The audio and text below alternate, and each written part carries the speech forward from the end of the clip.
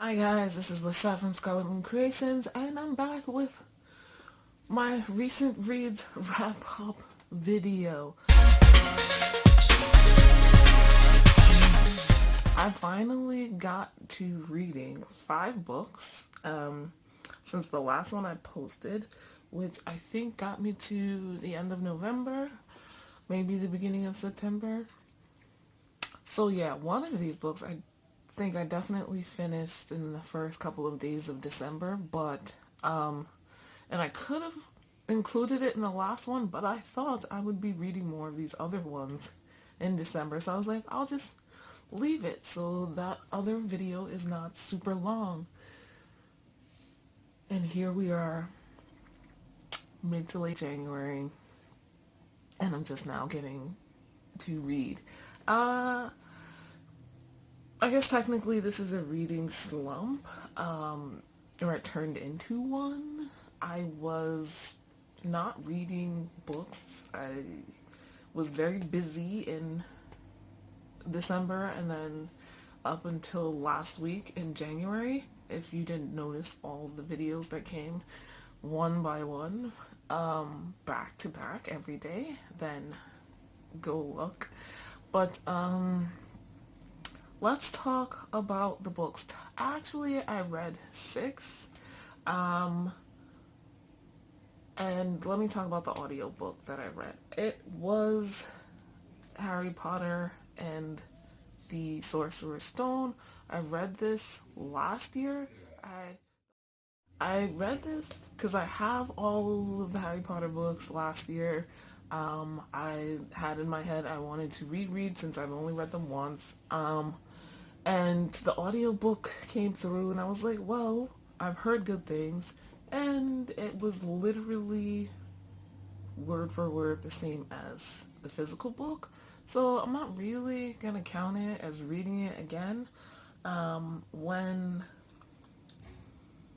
the other audiobooks come through, actually Chamber of Secrets has already come through, so I'll listen to that at some point this year, this week. But yeah, nothing new to say there. You know what Harry Potter is, so moving on. I don't remember when I read that. That's why let me talk about it first. So, first book I finished, Tower of Dawn by Sarah J. Moss, whatever. These are all library books, by the way. So, the shiny plastic cover.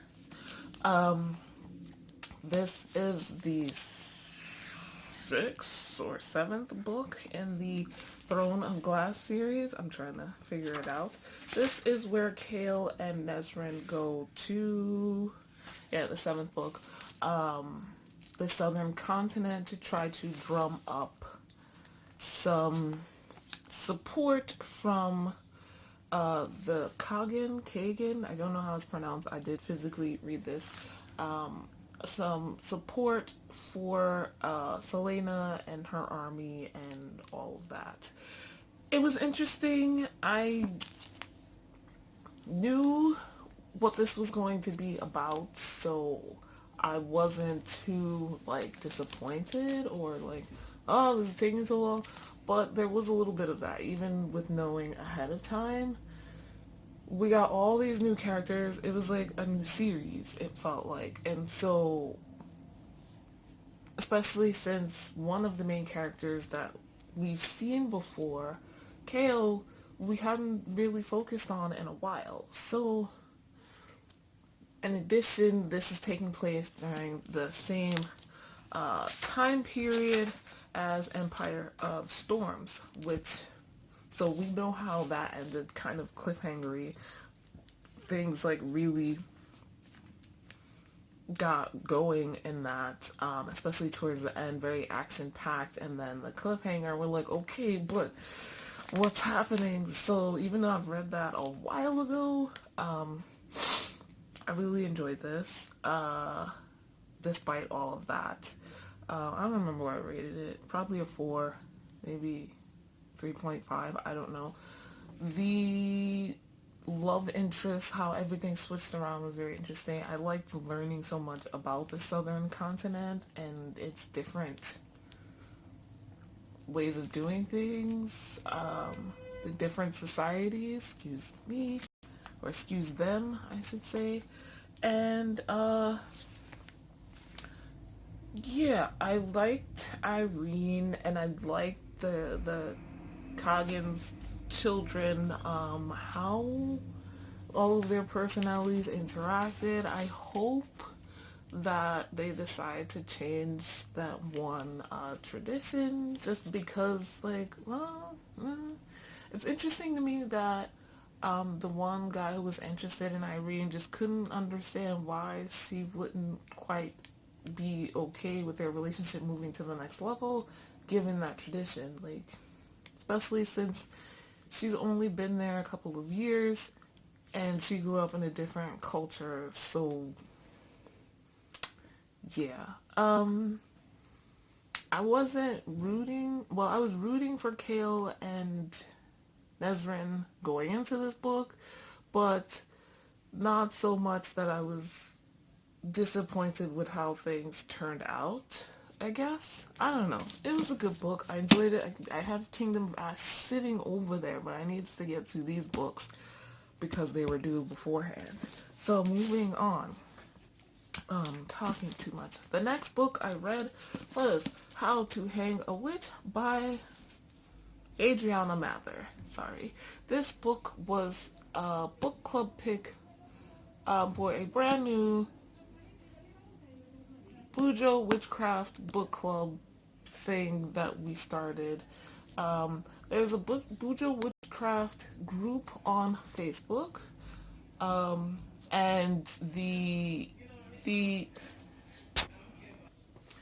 uh, the group created a Discord, and in the Discord, one of the channels or whatever is a book club that we started, and someone recommended this, and I like this. This is written by a descendant of one of the witchcraft trial people, the Mathers, and what is his name?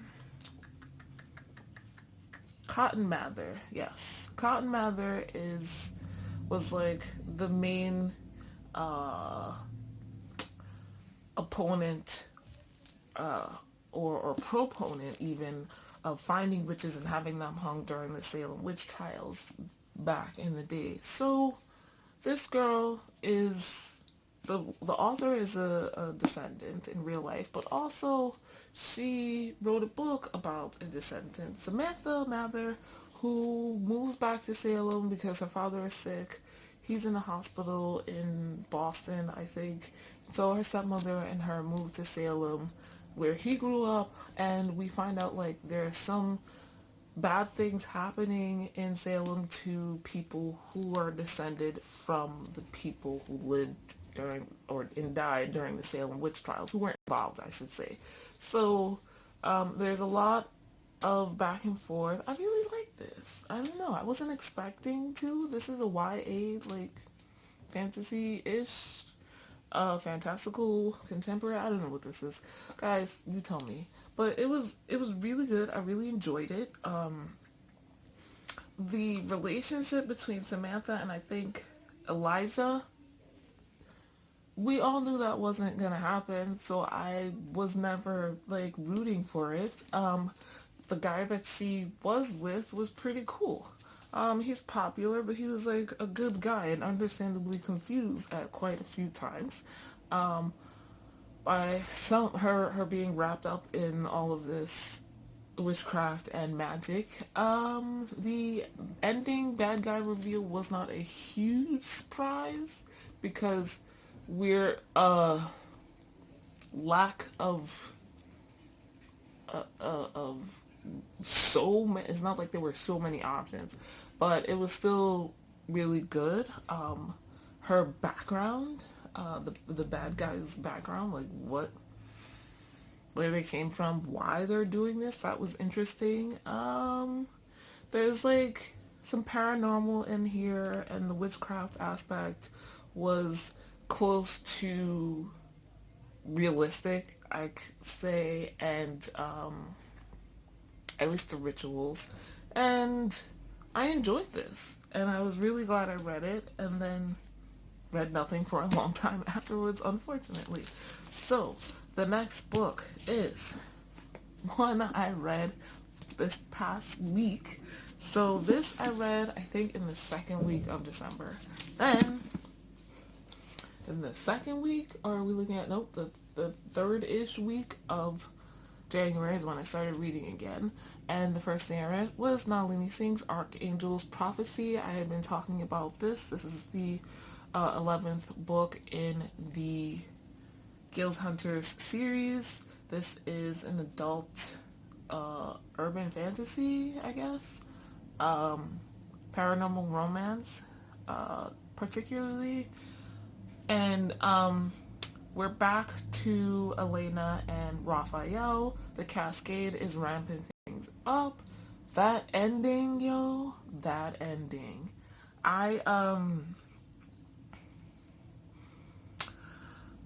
The things I want to say about this, I like how they're still, Nalini Singh is still expanding on the world at a more everyday people level, not just a we the best, the top, like how the series started out.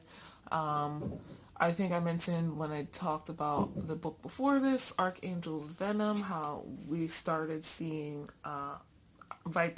Archangel's Viper, how we started seeing more of the lower echelon vampires and angels, and how not everybody's beautiful, not everybody's rich, not everybody's great, and we get more of that here. A little.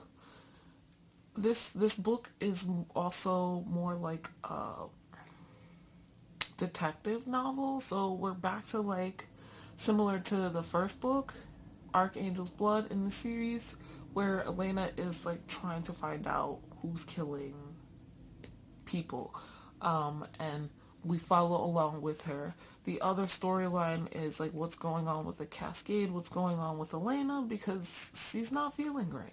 She's feeling pretty sick and seems to be losing her powers, and that's not a spoiler, it's on the back. And so trying to figure out what's going on with her and the next steps with the Cascade and Li Wan and all of that stuff. We get more family things, and I particularly love the scenes, though they're kind of like, why are we doing this? It's confusing the point of them, but I do enjoy seeing like that scene where Raphael was hanging out with his seven and the new guys that he's befriended. I also really like how Raphael is still written, he's still taciturn, he's still like this stern guy. He's not funny. He doesn't crack jokes and stuff like that. He hasn't really changed except for he loves Elena. And so he does stuff that he knows she'll find funny, even though he's serious. And he just enjoys her enjoyment, if that makes any sense. So I really like that. The ending, I thought my dude has been being melodramatic. These things happen, especially when romance is a major part of the storyline. He talks a lot about how she's in his heart. He makes her, she makes him a little bit mortal and all of that stuff. And she's always like, yeah. Not like blowing it off, but that's how I, and see it. I'm like, okay, all right, Raphael, yes, okay, whatever. And then, the end happened. I was like, oh. So yeah, and that ending. So Archangel's War came out last year. I can now pick it up because I need to, and I will have caught up completely with this series, which makes me super happy. Next, I read over the weekend, Friday and Saturday, Alice's Adventures in Wonderland. This is an illustrated edition and it is illustrated by Anna Bond. So it's thicker than it should be. This was the version that was in my local library. I just want to show some of the illustrations. Um, let's see. Uh, this is my first time reading Alice in Wonderland. Uh, we it might have been read to me as a child, but I don't remember that. I was probably too young, and I think I just may have missed the boat on enjoying uh I didn't read it at a time in my life where I might have loved this more. The the art style is not my thing. I don't hate it, but I think I prefer the original art, or the first art that Lewis Carroll, the first artist that he worked with for this series. I don't know what it is, but this didn't uh, enhance anything for me. As far as the story goes, for some reason, probably because I know it best from movies and TV shows which have created plots. So like the Disney movie, Tim Burton's latest versions. Let's see. There was a TV show on Disney about a girl who walked through the looking glass, and there was like the hip hop Tweedledee and Tweedledum and all of that stuff. And a very important and sarcastic caterpillar who was around a lot. And so, like, I have my favorite parts, and I do want to read the next book, Through the Looking Glass, to see if some of the things that I thought would be in this will be in the next one. But it took me a while to really get into the fact that this is just completely ridiculous. Like, there's no point to this. The plot is Alice falls through the hole. She winds up in Wonderland. Nothing makes sense, and then she wakes up back in the garden or the woods or whatever with her sister. That's it. Um, I would like to know more about Lewis Carroll and how he came up with this story. I did do a quick wiki search, but I want more. And so if I can find a book about that, then yeah. But yeah, I just feel like I missed the boat to be in love with this as much as many of my friends are. But yeah, when during my wiki search, it's generally classified as literary nonsense, and I was like, oh, I didn't know that was a thing, a genre, a literary genre, and that fits this perfectly. Like, it's just complete nonsense. It's not allegorical. There's no moral to the story or anything like that. I think many others put morals to the stories of Alice in Wonderland that weren't originally there, which is fine. But it's good to know and have finally read this. Um, so, the book that kind of put me in a reading slump, and it took me forever to finish, was The Mime Order by Samantha Shannon. I literally finished this yesterday. Even, like, it took me forever to get started, and then I got about halfway and then stopped for 2 weeks, and then, like, I finished it the last half in the last 2 days or 3 days, around Alice in Wonderland. So this is book 2 in the Bone Season series, which is not complete yet. And now we're back in London proper. This is following literally right behind the events of the Bone season. We're more focused in this book on the clairvoyance, the crime syndicate, and the unnatural assembly, and this specifically Samantha, let me just make sure I got the right name. Paige, good lord. Paige, and her group, the Seven Dials. I was looking forward to this book after finishing the first one because I really wanted to know more about the crime syndicate and all of that stuff. Jackson Hall, not much changed. This was still really a miserable circumstance all around. It was slightly better than the first one in that aspect, but it really had me wondering, do I want to finish this because it was taking so long? And I think at first I was worried about like being disappointed, and then I had my hopes too high, and then I was like, this is moving too slow, and then it was like, I have so many books out from the library, should I put this off? Like, because this wasn't a plan to read last year. Like, I wanted to read the Bone season, and then I realized it was a series, and I liked it, and I wanted to continue. But yeah, so I still don't know like what I'm gonna rate this on Goodreads. One thing is I'm still feel lost with all the terms and even some of the names, as cool as they are. I know who people are, but not by name or even description of like physical, like more like personality. I was and was not surprised by the things happening at the end. I had my suspicions about one character, about Jackson,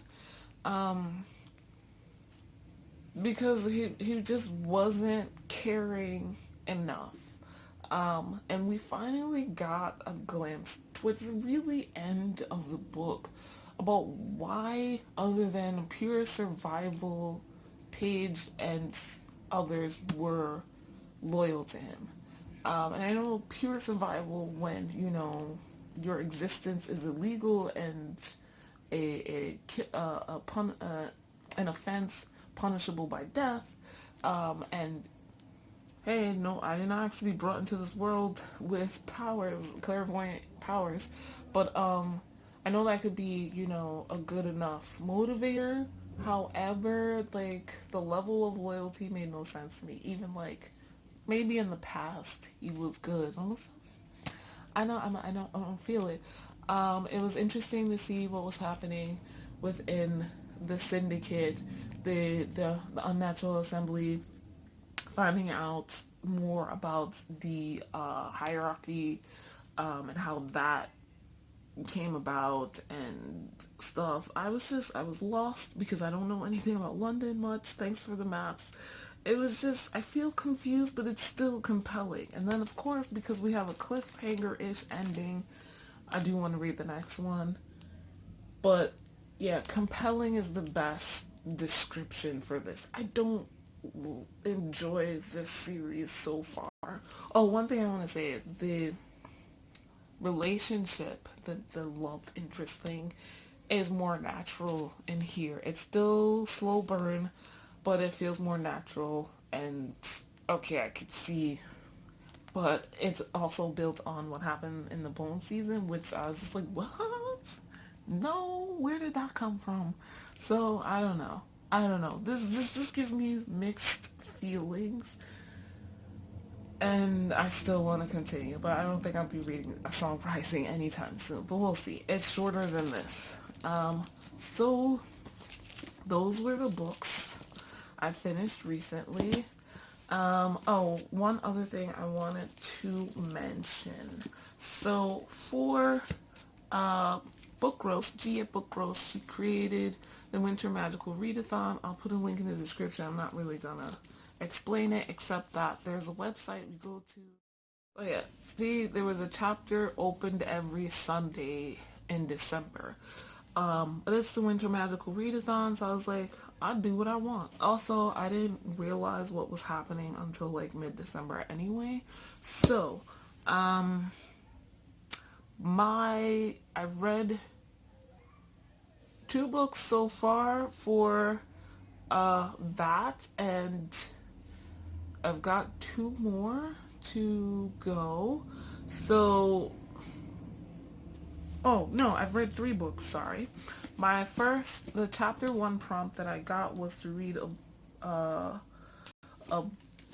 book I got that was given to me, or I borrowed, or something like that. Um, and so the Mime Order will count for that, even though it's the last one I finished. It's the first one I started.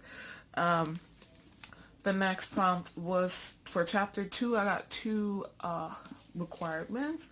One was to read a book club book, so How to Hang a Witch counts for that. And the next one was to read an urban fantasy, which I'm counting Archangels Prophecy, because it's set in New York City, modern today times, but there's all these fantastical elements. This leads more to the paranormal romance side of things, but it still falls under urban fantasy, so I'm counting it. The next prompt I got was to read a book in 2001, published in 2001. We'll see how that goes. Thank you guys so much for watching. As far as the Magical Readathon goes, I'll still continue it. The chapters are still there. I've got 2 more to open, chapters 4 and 5, and that helped a little bit with getting me started back into reading with these other books. I will say that I guess technically it's over, but I do what I want, and they're still up, and it's the winter, and my hands are freezing, and I've got a cup of tea here that is grown very cold in the past 15 minutes, so it's still winter. Uh, thank you much. Thank you so much for watching. Please click the like button if you like this video.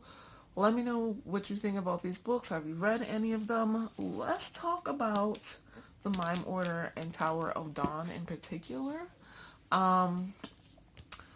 Any of the others as well. I picked up Alice in Wonderland to hopefully read during the Believeathon, but it didn't happen. Obviously, I just read it this weekend. And that's okay, but what do you think? Are you a huge fan of Alice in Wonderland? What do you think is going to happen if you haven't read it yet? In Archangel's War. And I've seen some mixed reviews about Archangel's Prophecy. Like, people are not quite happy with it, but I liked it. It didn't feel slow to me at all. And have you even heard of How to Hang a Witch? I plan on reading the sequel to that because I'm curious as to what we could get a sequel about. But yes, that is all I have for you guys today. Please click that like button. Subscribe if you want more reading videos, my recent read series, and also any tags I might do and other discussion books. I have lists of like my favorites of different genres and subgenres, so some oddly specific ones that will come out over the course of the year. You can find all my bookish videos linked in the description down below in the Magical Librarian playlist. Thanks again so much for watching. I'll see you in the next one.